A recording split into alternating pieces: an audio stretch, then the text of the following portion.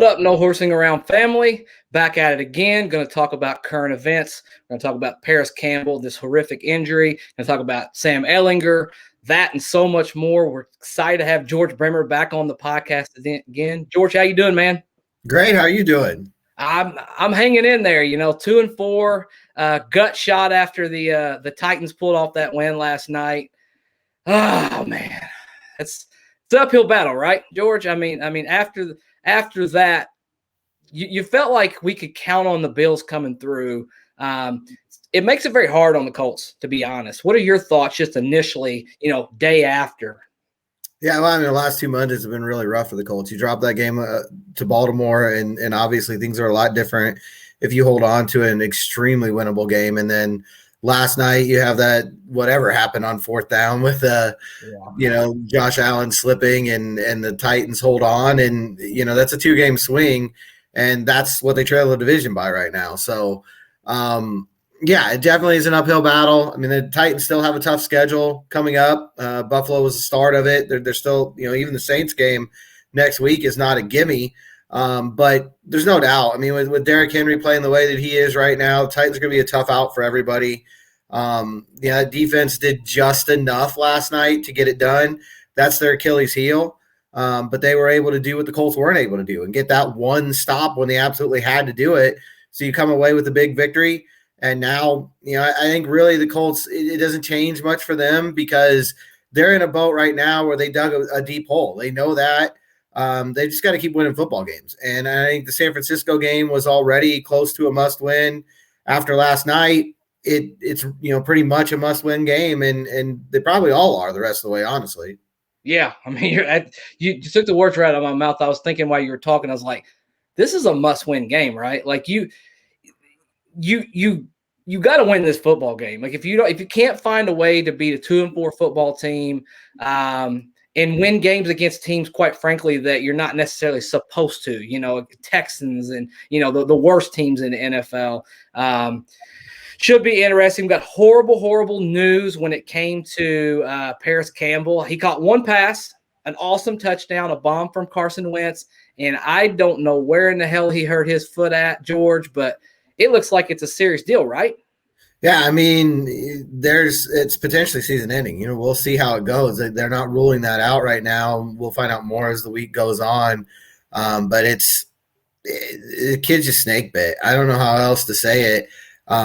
Perfectly healthy all the way through his college career, no major injuries, and his NFL career has just been full with moments like these. And it's really tough for him because they just got T.Y. Hilton back. Things were really opening up for this offense, and now you saw the potential again. I mean, it's not like you haven't seen flashes. You always get those brief glimpses, which I think make it just that much harder every time he goes down. I don't know. I think it's worse for Paris Campbell than it is for the Colts. They kind of knew going into this year. I mean, he's been the number 3, number 4 guy for a reason, because he hasn't been able to stay on the field. Zach Pascal will move back up. He'll get more looks again. He always delivers in these moments. I don't think they have a whole lot of concern with him. Some of these younger guys will get a shot now. One of them will come up and be the 4th or 5th receiver. Ashton Doolin might get a few more offensive snaps. The Colts will be able to handle this, on offense pretty well, but it's just you just feel for Paris Campbell. It just feels like every time he takes a step forward, something happens and he ends up on the shelf again. Yeah, I mean, it's just crazy. One of these weird guys that, freak injuries. It doesn't look like it ever is anything that's like, other than obviously the hit last year, Harrison Barnes, that was a rough deal. I don't know many people who could have taken that hit, but man, he's just, I think he hurt it on the celebration. Like there's no other reasonable, way of looking at it. I think he literally hurt it on the celebration, which is just, like I said, man, snake bit. We'll move on to the next section. Probably my favorite thing to talk about right now. They've got a decision to make in the next 24 hours. Sam Ehlinger, he's going to have to either be waived or he's going to have to be a part of this roster within the next 24 hours. Am I correct in saying that, George? No, he doesn't have to be waived. They can put him back on injured reserve. So they've got basically 3 options right now. Okay. The best one for them, the easiest thing for them to do would be if he's not ready to go and just leave him on injured reserve. But I don't think you even would bring him back to practice if that was the case. They must think he's getting close enough. They could make that call. It's who knows. We'll see what happens. They could just say he's not ready, but at that point, he can't practice the rest of the year. That's the big difference with that and some of the other things. He goes back on injured reserve. He's just done. It's a red shirt season. He'll get these 3 weeks of practice, and that's it. There are other options. Obviously, call him up, and then if you do that, you've got two other choices to make. You could cut Brett Hundley. I don't know that that's going to happen. The only way that I think they would do that is if you feel really strongly that Ehlinger's ready to be the number 2 guy, because they made it clear Eason isn't. And so, if you're cutting Hundley, you're putting Ehlinger right there, one step away from coming into the game. I don't know that they're going to have that kind of comfort level, and that leaves the only other option would be to put him on the roster and to waive Jacob Eason. If that happens, I think that's the most likely outcome. We'll see. I mean, you never know in these situations. If that happens, I would expect Eason to come back to the practice squad if he clears waivers. And then we'll have 4 guys around, 3 guys on the main roster and Eason on the practice squad. That would give them the chance to bring everybody back next year for training camp and keep developing and doing those things. But it's going to be really interesting to see what they do, because I think you can make a case for all 3 outcomes, really. Yeah, I mean, it's fascinating, really. Like, we started the season and Frank Reich had this, this sentiment that, Eason's our number 2, right? Like, we're going to roll with Jacob Eason if anything happens. And then I don't know what the heck happened. Maybe I've heard a little bit, not that I'm an insider, but I've heard a little bit that Reich was pretty adamant in the fact that he did not want him to challenge Jalen Ramsey at the end of that football game. And he went out there in the second play, and we all know what happened. 1 pass to Jalen Ramsey, 1 interception. That's just how that happened. I don't know where the downfall happened or the disconnect happened. It's going to be very interesting. If you had to, one of those options, George, which one would you go with? I'm going to go first. I think Ehlinger is actually going to be a part of this 53. I think Frank Reich trusts him a little bit more, and I think Frank Reich just likes the way that he approaches the game of football a little bit more. That's just me. There's no doubt. They love Ehlinger's intangibles.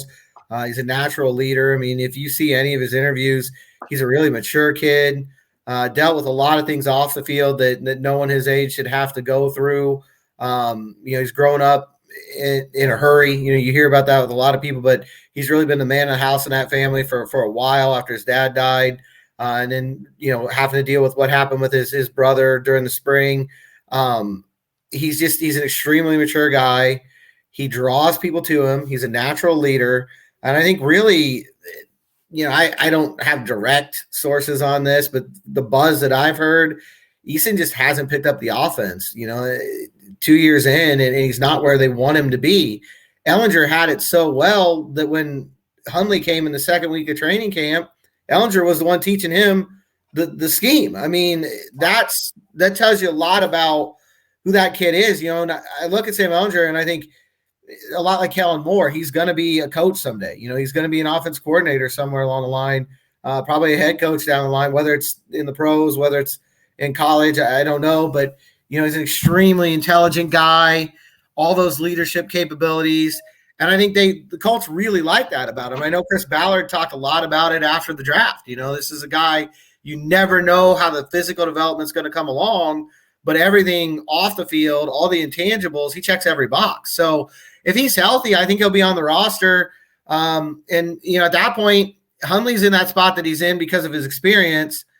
Maybe they feel so comfortable with Ehlinger that they put him at number 2 and they let Hundley go. But I think it's more likely that Eason will go through waivers, and then, they'll see what happens with that. Yeah. I mean, I'm 100% kind of pat on the back. The second podcast Stephen and I ever did, I predicted that Sam Ehlinger would beat out Jacob Eason. So maybe that comes to fruition. Maybe I can say, hey, see, I told you so. And he just, when I close my eyes, I think, Sam Ehlinger is so much closer to Frank Reich and who he is on and off the field than Jacob Eason. Jacob Eason, 5-star, has always been this big body quarterback and was supposed to be so good and just hasn't been able to, to put it all together mentally. I think Frank Reich values that mental part of football so much. You mentioned him say it last year with Phillip Rivers and now with Carson Wentz. He wants a quarterback who can run his offense. That's what he wants. And it'll be interesting to see. Got a question for you. I know I was looking down. A big listener, Wyatt Law, on here. He wanted to know. What do you think about Marlon Mack's trade availability? Is that real? Is that just something that maybe his agent leaked out to see if he could get a little buzz? Is Marlon Mack going to be on this football team after the trade deadline, George? I think he is, but the trade availability is absolutely real. I mean, I've never seen a team put a player, make him available after a trade request like that. But Marlon sat up there and he talked to us and he kind of explained the whole situation. And there's no doubt, he basically sat down with Frank Reich and Chris Ballard, and they came to an agreement that if a trade can be reached, it might be best for him. I know that Ballard in particular really likes Marlon. I mean, personally, they've really connected. Situation's been what it is, to put him where he is right now on the roster with the injury and Jonathan Taylor just taking off and becoming a star in this league. But all I can guess is as long as he's been out there must not be a lot of interest. I had heard early on there were like 4 or 5 teams that were interested early. Either that was bad info, which is possible, that happens sometimes, or they just weren't offering enough to make it worth Chris Ballard's time. I don't think it's going to be a big deal if it does happen. I would think, 5th, 6th round pick at the best, probably. Maybe a player for player swap if they're able to find a position like a corner or somebody like that. But it's a tough spot for Marlon to be in.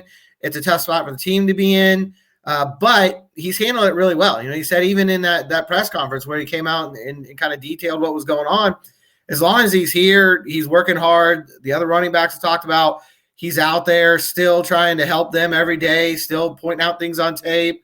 Same sorts of things that he did last year when he was hurt. And he has, the last 3 weeks, he has gotten a few carries. They try to get him in there and, give him a chance from time to time. He had a decent game against, I think, Tennessee. I want to say one of those games, I believe it was a Tennessee game where he had a pretty strong number. But, most of the year it's been rough sledding for him, and I don't know if that affects it as well. Running back position just doesn't have a lot of value across the league as it is. So I think a lot of teams probably are looking at it, but do they want to give up anything of value or, go and try to bring a guy up off the practice squad or try to find somebody on the street at that position? They probably feel like that, they're good with that. So we'll see. I mean, if something happens, there's been some injuries around the league already. If something else happens here before the trade deadline, maybe somebody gets desperate. Somebody wants to come in and get him. But at this point, I feel like if he was going to be dealt, it already would have happened. Yeah, I tell you what, it's going to be fascinating. I don't expect to get really anything for him. But my thought process is in all of this before the season, pretty much got kicked off, you signed Nyheim Hines to a 3-year extension, right? He's been lost in the sauce, George. Like, I feel like he's the one guy that has been a little bit lost this year and hasn't been able to get his normal, his lion's share. He hasn't been targeted as much out of that backfield. He's such a weapon, out of the backfield. Maybe that changes. Maybe that's game flow. I don't know. Maybe it's just a weird coincidence. I'm one of the few people that think, let Marlon get a better opportunity, get something back in return for him, and go back to your 1-2 combo. Like, that is for the next 4 or 5 years, that's what you're going to have there in Indy. That's going to be your combo. I would probably prefer to keep it that way. It kind of declutters that backfield. With Marlon back there, he's such a talent. I think Frank really feels like he's got to give him a few carries a game, just to keep him fresh. So that'll be interesting going on. Next hot topic. Everybody's going crazy, George, over Chris Reed right now because they're saying he's doing such a good job filling in for Quentin Nelson. And I got to agree, George. I mean, my man is out there. I mean, he's looking for contact. He is seeking out contact. If you'll go back and watch the film, pretty impressive. Maybe one of Chris Ballard's best offseason moves, coincidentally, the circumstances. How do you feel about Chris Reed and his play thus far filling in for Quentin Nelson? He's done a great job. I think he's been everything this team could hope for and more. And it'll be interesting to see going forward because even if he doesn't unseat Mark Glowinski next week or before the end of the season, if he doesn't move over to the right side this year, it's got to be in their mind. Glowinski's in the final year of his contract. Reed's playing so well, and they already have so much money invested in that offensive line. and there's more coming in the offseason with Quentin Nelson. So, if nothing else, he's shown that he deserves at least a shot at that right guard spot next season. I think that's the worst case scenario for him. It'll be interesting to see. I mean, you never know. This team's been snake bit all year as far as injuries go. Maybe Quentin doesn't make it back this week and Reed gets another start. Maybe there's an injury somewhere else and he gets back in there. But I think, they've at least got to look at the idea. Glowinski played better the last couple of weeks. He had a really rough start to the year. He's played better in the last couple of weeks. And I know they like continuity, so maybe they stick with him. But Reed, at the very least, lets them know they've got somebody back there that they can rely on. And like I said, I think worst case scenario for him, he's in the mix to be the right guard in 2022.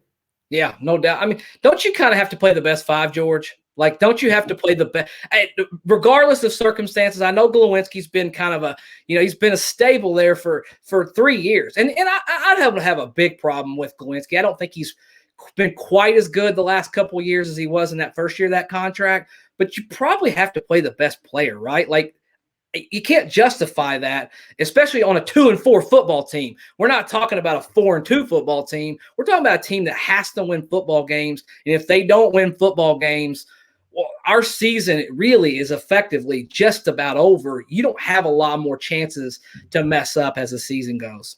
No, I mean, at most you could lose 3 more games.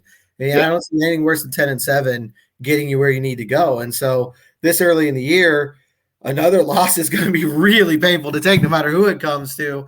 So yeah, you've got to get your best 5 out there. And it'll be interesting to see. I mean, I think Glowinski played pretty well on Sunday. He had a good game Monday, really good game Monday against the Ravens. So, maybe that's enough to keep him out there. But I don't think it's a good problem to have with Reed. I mean, if you've got a guy that good who you can go to whenever you need him, that's a real pod. They'd love to have that problem to tackle right now, So speaking of, I think Matt Pryor's another guy that's really stepped in and done a good job.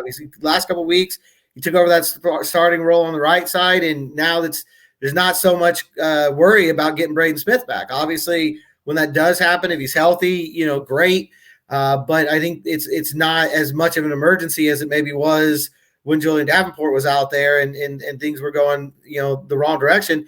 Basically, if this team can get Eric Fisher going, and that's the big question. He's done a decent job in the running game, been really good in the run game at times, but the pass pro problems have been so apparent, and you almost got Carson Wentz killed on that trip. Yeah, very lucky that didn't end up a lot worse than it did. If they can get him even to an average level, then I think this line is ready to take off again. I mean, Ryan Kelly seems to stabilize. He had kind of a rough start. Reed came in and did a great job for Nelson. You figure Quentin gets back and he's going to do well. You can live with Pryor over there as long as you need to. I really think the offense is in a good spot right now. It just feels like they are climbing. They really are getting better every week. To me, the questions are just, can you get that left tackle spot just a little bit more closer where you need it to be? Yeah. And then obviously, can you get the defense, to consistently play at a high enough level? If they can do those things, this team could get on a run. Yeah, George, I'm just thinking, the No Horsing Around podcast, we're not big on conspiracies, but I'm gonna go down the rabbit hole a little bit with this Quentin Nelson sliding over to left tackle. And I'm gonna tell you one thing about it. I've always hated that idea because he's just such a dominant player. But the only thing I can talk, I've kind of talked myself into the idea under this premise. You're going to pay him left tackle money anyways. So now if I'm going to pay a guy left tackle money, I don't know if I might not want to see how that works out. Now, there has to be a want from Quentin Nelson. Like if he goes in there and says to Chris Ballard and Frank Reich, listen, I don't want to play tackle.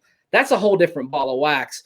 But if he's willing to try that out, what are your thoughts on that, George, man? I know it's a kind of a crazy deal to take a guy who's literally the best at his position and say, nah, we're gonna move you over here and see how you work out on this side. Yeah, I mean, it'll be interesting to see. I don't think that now is the time to do it just because of all the injuries that he's dealt with. He's still just trying to work himself back into any kind of playing shape right now. Had the back problems. He's had the ankle problems. He's had the foot problems.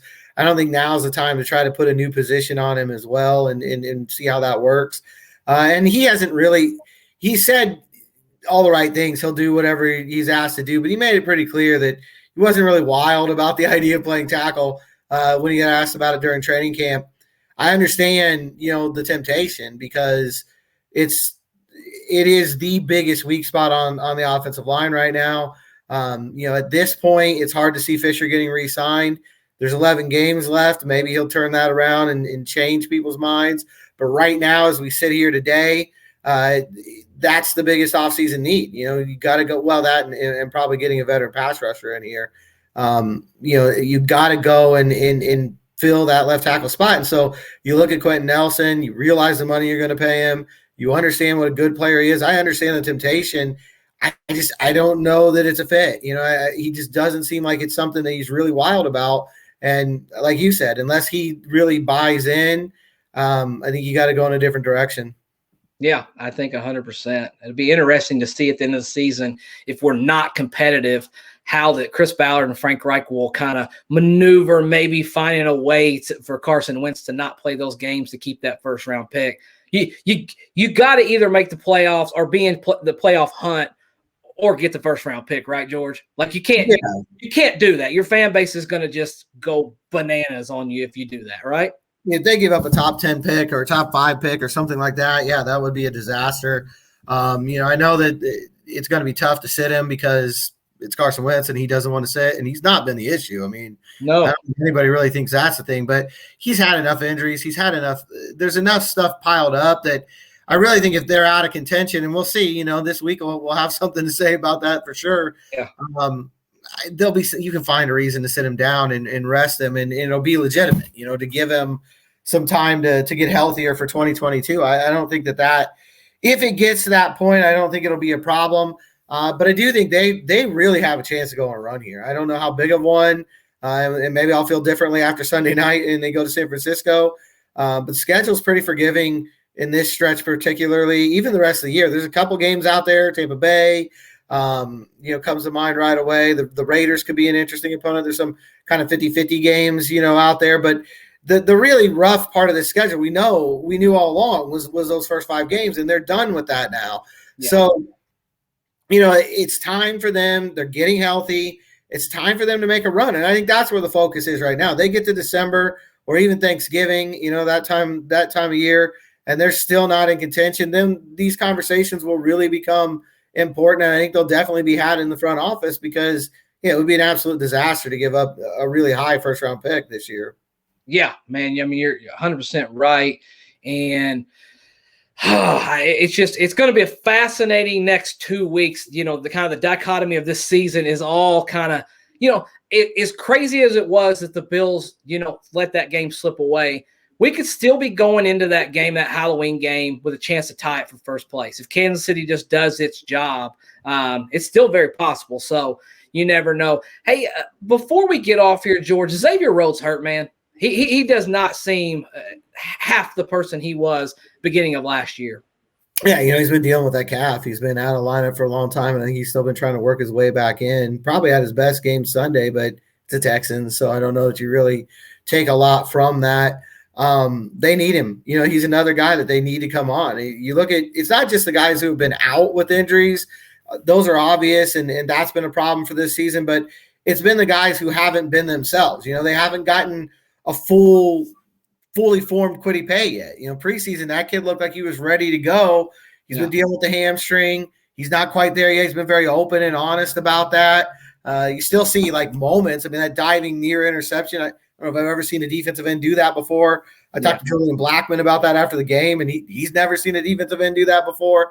But he's not there. He's not healthy, and they need him to come on. And I don't think they need him to be a 10-sack guy, but they need him to be a consistent presence in the pocket. They need Xavier Rhodes to step up and at least be an average, cover corner, which he hasn't been through 6 weeks. They need to get Rock Ya-Sin healthy. He's played pretty well while he's been out there, but he keeps going down with injuries, and need to get him on the field. There's been a lot of things, but at the end of the day, you look at the Ravens, they've been as beat up as any team in the league, and they're 5-1. So you can't use it as an excuse. They've got to find a way to get it done.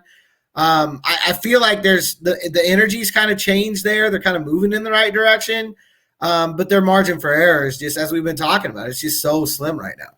Yeah, it's just going to be that cornerback room in particular, I mean, it's just been beat up all the way around. Nice to see, Rodgers get that interception at the end of that game. He's been a little up and down, but he's not had a chance to really play. And that's what's going to happen when you don't get a chance to play consistently. But it is nice to have somebody who can fill in that role. And I don't know what the rules are with TJ Carey, but maybe he can come off of IR later on down the season. Maybe he can play, on that tail end of the season as far as that goes.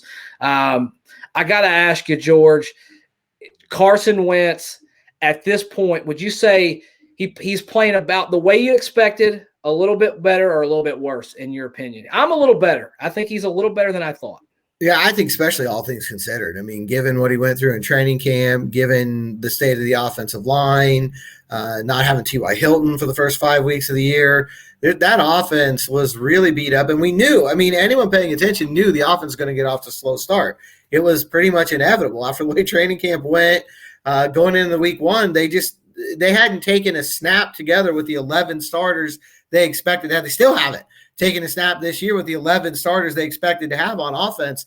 And so I think given all of that situation, I think Carson's played really well. And the biggest surprise to me has been the one interception. And that was a freak. That's an Aaron Donald play.